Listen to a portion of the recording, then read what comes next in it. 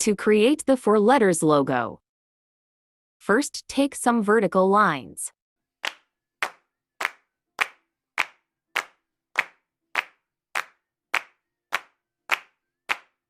Then take horizontal lines at 90 degrees.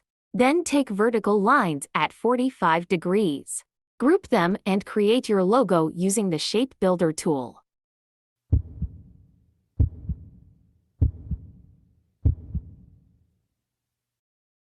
Fine-tune the logo, seeking feedback and making necessary adjustments. Pay attention to proportions, balance, and overall aesthetics to create a visually appealing and memorable 4-letter logo.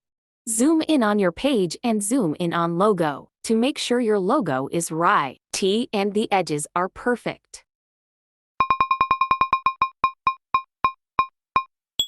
Develop a visually compelling presentation mock-up for your 4-letter logo using design software or online mock-up generators.